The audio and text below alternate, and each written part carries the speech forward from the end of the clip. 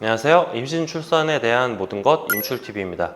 임신을 하면 호르몬의 영향으로 우리의 몸에 다양한 변화가 찾아오게 됩니다. 그중 피부 변화가 가장 눈에 띄게 나타난다고 볼 수 있는데요. 임산부들에게 일어날 수 있는 피부 변화들로는 복부 중앙 부위에 생기는 짙은 선인 임신선과 튼살이 생길 수 있고 기미와 주근깨가 증가하게 됩니다. 또한 유륜 주변에 피부가 검게 변하는 등 다양한 부위의 색소 침착, 임신 중 소양증, 머리카락이 굵어지다가 산후 6개월 이후 우수수 떨어지는 탈모 발생 등이 있습니다. 이것들은 많은 임산부분들을 고통스럽게 하는 피부 질환들인데요. 관리를 철저히 한다고 했음에도 생기는 여러 질환들 때문에 임신 중에 적지 않은 스트레스를 받고 계신 산모님들이 많을 거라고 생각을 합니다. 오늘은 임산부의 피부 변화에 대해서 알아보고 색소 침착, 소양증 등을 예방할 수 있는 방법들에 대해 알아보도록 하겠습니다. 임산부 색소 침착은 70에서 90%의 임산부들에게 흔하게 발생을 하는데요. 임산부 피부에 색소 침착이나 기미가 많이 발생하는 이유는 정확히 알려지지는 않았지만 임신을 하면 에스트로겐과 프로게스테론, 멜라닌 세포 자극 호르몬 분비가 많아지면서 멜라닌 세포를 자극하기 때문입니다. 임신을 하면 임신 전보다 자외선 흡수량이 약 20배 정도 증가를 해서 색소 침착이 심해지게 된다고 하는데요. 색소 침착의 대표적인 예로는 임신선, 기미와 주근깨 증가, 유두와 회음부, 허벅지, 목 등 다양한 부위의 색소 침착이 있습니다. 임신 중에 나타난 가벼운 색소 침착은 출산 후 수개월 내에 옅어지면서 사라지게 됩니다. 그럼 임산부의 색소 침착을 예방하는 방법은 없을까요? 임신하고 나타난 변화들은 대부분 출산 후 자연스럽게 사라지게 됩니다. 그러나 임산부의 피부 착색은 심한 경우엔 되돌리기가 힘들고 임산부들은 자외선 흡수량이 일반 사람들에 비해 높기 때문에 좀 더 세심한 관리가 필요합니다. 색소 침착을 막기 위해서는 자외선 차단제를 꼼꼼하게 발라주고 외출 시 모자나 양산 등을 이용해 햇빛을 가리는 것이 좋습니다. 또한 평소에 비타민과 단백질이 풍부한 음식들을 섭취를 하고 풍부한 수면으로 스트레스를 해소하시는 것이 중요합니다. 만약 출산 후에도 피부 착색이 사라지지 않는다면 피부과에서 탈색소 연고를 처방받아 사용하거나 레이저 치료를 받는 방법이 있으니 참고해 주시면 됩니다. 기미나 주근깨 등의 색소 침착은 레이저를 통해 어느 정도 제거가 되지만 임신 후에 갑자기 늘어나는 몸으로 인해 생기는 튼살은 잘 없어지지 않고 계속 남아 있어서 고민이 많이 생기는데요. 흔히 튼살이라고 부르는 피부 파열 증상은 여성의 25%, 임산부의 75에서 90%가 생겨서 임신 중 임산부가 겪는 흔한 증상 중 하나입니다. 튼살은 임신을 하고 중기 이후부터 임신 6, 7개월에 나타나기 시작하여 막달로 갈수록 심해진다고 보시면 되는데요. 태아가 크면서 산모의 체중도 급격히 증가해서 피부가 갑자기 팽창하면서 피부를 구성하는 단백질을 만들지 못하고 탄력이 떨어지면서 피부가 자주색이나 분홍색 선을 띠며 살이 트게 되는데 시간이 지나면서 점차 흰색으로 변해서 잘 눈에 띄지 않게 되지만 완전히 사라지지는 않습니다. 요즘은 임산부 피부 튼살 관리에 대한 관심도 많고 남편들이 튼살 마사지와 튼살 크림을 사용해 케어해주는 경우를 많이 볼 수 있는데요. 튼살은 따로 특별히 예방 방법이 있지 않고 튼살 방지를 위한 꾸준한 오일 마사지를 해주는 것이 가장 좋습니다. 임산부 튼살은 배, 엉덩이, 허벅지, 무릎 뒤에 주로 생기지만 다른 곳도 방심할 수는 없는데요. 튼살이 생길 때 그 부위가 유독 간질간질거리게 됩니다. 그래서 피부가 건조해서 가려운 것으로 착각할 수도 있습니다. 이후 붉은 선이 생기게 되면 살이 트기 시작했다는 신호이고 시간이 지나면 흰색으로 바뀌게 됩니다. 튼살 관리의 기본은 생기기 전에 미리 예방하는 것이 우선인데요. 튼살은 미리 생기고 난 뒤 관리하는 것보다 튼살이 생기기 전에 미리 관리해 주시는 것이 좋습니다. 임신 3, 4개월에 튼살이 생기기도 하므로 임신 초기부터 튼살 예방 관리를 해야 효과적입니다. 임산부용 튼살 크림 혹은 오일을 이용해 매일 아침과 저녁에 2번씩 마사지를 해주는 것이 좋은데요. 아침에는 유분기가 적고 흡수가 잘 되는 로션 타입이 좋고 저녁에는 유분이 풍부해 보습 관리가 충분한 크림 타입을 선택하는 것이 좋습니다. 단 정기검진이 있는 전날이나 당일은 크림이나 오일 마사지를 피해 주시는 게 좋습니다. 관리 방법으로는 통풍이 잘 되는 옷 입기, 충분한 수분 섭취와 보습 관리, 각질 제거에 신경 쓰기, 급격한 체중 증가는 피하기 등이 있습니다. 임신 소양증이란 임신 가려움증 또는 임신 발진이라고도 부르는데 임신으로 인해 면역체계 변화와 피부 팽창에 의해 발생하게 되는데요.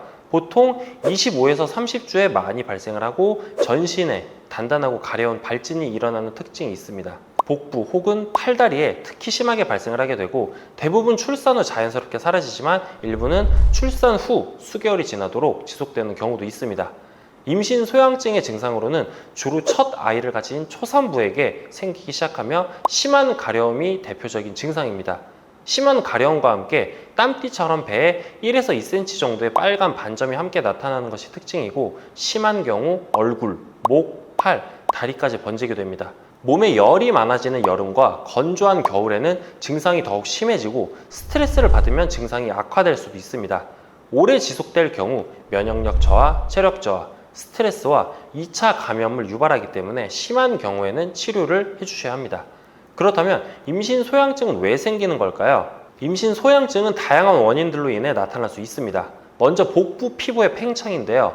임신 4에서 5개월부터 배가 불러오기 시작하면서 피부가 늘어나게 되어 트고 갈라지게 됩니다. 이때 피부 표면에 발진이 생기고 가려움증이 나타나게 되는데 가려움증이 나타나면 자연스럽게 소양증으로 이어질 수 있습니다. 두 번째로 자궁이 커지면서 담즙관이 눌려 담즙 배출이 원활하지 못하거나 면역력이 약해지고 장속 균형이 깨져서 장속 독소가 혈액 속으로 유입되면서 임신 소양증이 발생하게 됩니다. 이외에 혈액과 수분이 뱃속 태아에게 집중되면서 산모의 수분과 혈액 부족으로 인해 나타날 수 있습니다. 다음으로 임신 소양증의 관리 방법에 대해 알아보도록 하겠습니다. 첫 번째로는 보온 보습에 주의하셔야 합니다. 임신을 하면 몸이 무거워서 평소와 비슷하게 움직여도 몸에 쉽게 열이 나기 쉬워지고 더위를 식히기 위해 몸을 시원하게 하려고 하는데요. 이때 체온이 급격하게 내려가게 되면 오히려 면역력이 떨어져서 임신 소양증이 더 심해질 수 있습니다. 건조함은 소양증을 악화시킬 수 있기 때문에 보온 보습 관리에 신경 쓰시는 것이 좋습니다. 두 번째로 혈액순환 관리인데요. 임신 중 신체 변화로 인해 혈액순환이 원활하게 이루어지기가 어려워서 임신성 부종뿐만 아니라 소양증도 나타나기 쉽습니다. 혈액순환 관리를 위해 틈틈이 스트레칭 및 가벼운 산책, 요가 등 건강관리에도 신경 써주시기 바랍니다. 세 번째로는 충분한 수분을 섭취를 해주는 건데요. 임신 중 수분 섭취는 매우 중요한 것 다들 잘 알고 계시죠?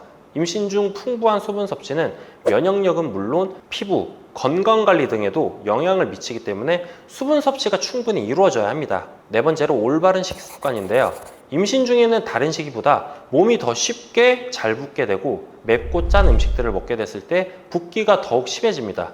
또한 화학 조미료가 많이 들어있는 음식과 방부제가 된 인스턴트 식품을 먹으면 장 속에 부패균이 늘어나서 임신 소양증이 심해지게 됩니다. 기름기가 적고 담백한 흰살 생선, 비타민이 풍부한 과일들과 야채들을 많이 섭취해 주시는 것이 좋고 항생제가 들어가 있지 않은 건강한 고기로 철분과 단백질을 보충해 주는 것이 좋습니다. 마지막으로 가려울 때 얼음찜질은 금물입니다. 얼음찜질을 하게 되면 일시적으로 가려운 증상이 완화되는 것처럼 느껴지기도 하는데요. 그래서 많은 분들이 찜질을 하면 진정이 되었다고 생각하기 쉽습니다. 하지만 피부가 너무 낮은 온도에 노출이 되면 세포 손상은 물론이고 얼음찜질 후 관행각, 후 발열 현상 때문에 가려움증과 화끈거림이 더욱 심해질 수 있어서 피하시는 것이 좋습니다. 자, 여기까지 임신 소양증에 대해 알아봤는데요. 임신 소양증과 비슷한 가려움을 호소하는 질환인 임신 포진이라는 것에 대해서도 추가로 설명을 한번 드려보겠습니다. 임신 포진에 대해 처음 들어보셨다면 대상 포진과 비슷한 질환이라고 생각하기 쉬운데요. 피부에 물집이 생기는 증상은 비슷하지만 실제로는 전혀 다른 피부 질환이라고 보시면 됩니다. 주로 임신 중기인 예비 엄마들에게 많이 발생하는 임신 포진은 임신 중 발생하는 수포성 피부 질환인데요. 이 피부 질환은 임산부 10,000명 중 한두 명에게 나타나는 질환으로 흔한 질환은 아닙니다. 임신 포진은 한 번 걸리면 참기 힘든 가려움증을 동반을 하고 산모가 임신 포진에 걸리면 산모의 생명에는 지장이 없지만 뱃속 아기가 생명을 잃을 확률이 20%가 넘을 정도로 아주 치명적인 질환이기도 합니다. 임신 소양증과 임신 포진 둘 다 심한 가려움증과 함께 빨간 포진이 생기는 증상은 같지만 발병 원인이 다른데요. 혈액과 수분이 아이에게 집중돼서 엄마의 피부가 건조해지거나 담즙 배출이 원활하지 못한 경우에는 임신 소양증이 발병을 하고 반면에 임신 포진은 면역력이 떨어졌을 때 생기는 질환이라고 보시면 됩니다. 임신 포진의 주요 증상으로는 수포 발생, 심한 가려움증 등이 있습니다. 임신 포진의 검사 방법으로는 피부 조직 검사가 있습니다. 임신 포진은 피부 질환이기 때문에 다른 수포성 질환과 구별하여 피부 조직 면역 형광 검사와 같이 피부 조직 검사를 통해 관찰을 하거나 특수 염색법을 이용해 진단을 합니다. 임신 중 발생하는 비슷한 수포성 질환으로는 자가 면역 프로제스테론 습진, 인부 구진상 피부염, 포진 상농 가진 등이 있습니다. 임신 포진은 수포 발생 분포가 광범위할 경우에는 전신 스테로이드제나 황히스타민제를 사용해 가려움증을 감소를 시키고, 수포 발생 분포가 좁은 경우에는 스테로이드제 연고를 해당 부위에만 바르는 방식으로 치료를 하게 됩니다. 아직까지 임신 포진의 경우 예방법이나 백신이 따로 있지는 않아서 평소에 미리 관리하고 조심하시는 것이 가장 중요한데요. 산모의 경우 생명에는 지장이 없지만 뱃속 아기에게는 치명적일 수 있기 때문에 세심히 신경 써주시는 것이 좋습니다. 외출 후 손과 발 씻기, 옷과 침구류 주기적으로 세탁하기, 세탁 후 햇볕에 말려 진드기와 세균 박멸하기, 환기 잘하기, 과일, 녹색 채소 섭취하기 등을 실천하는 것이 좋고, 자가 면역 질환이기 때문에 스스로 예방하기는 힘들지만 가려움증이 심해지거나 피부에 병변이 보이면 바로 의사와 상의 후 진단을 받는 것이 좋습니다. 임신 포진의 경우 면역력이 떨어져서 포진이 생기는 경우가 대부분이기 때문에 몸에 좋은 음식을 잘 챙겨 드시고 가벼운 운동으로 건강관리를 잘 해주시기 바랍니다. 오늘은 임신하게 되면 발생하는 피부 변화에 대해 알아봤습니다. 임신을 한 번 했을 뿐인데 내 몸에 생기는 변화는 너무나도 갑작스럽고 임신했다는 이유로 혼자서 감수해야 할 게 참 많다고 느껴지실 것 같습니다. 그만큼 임신은 인생의 중대사이고 아이를 임신하고 출산하시는 분들에게 존경과 박수를 드려야 마땅하다고 생각합니다.